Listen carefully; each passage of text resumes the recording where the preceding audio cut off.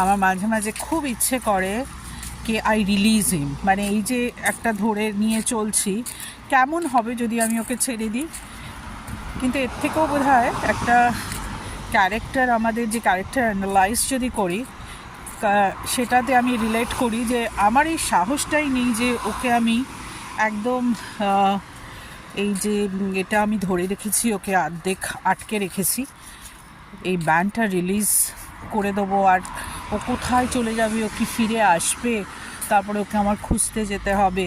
আমি আকাশ পাতাল ভাবি, জানো, হ্যাঁ আকাশ পাতাল ওকে নিয়ে বাবা ভাবি।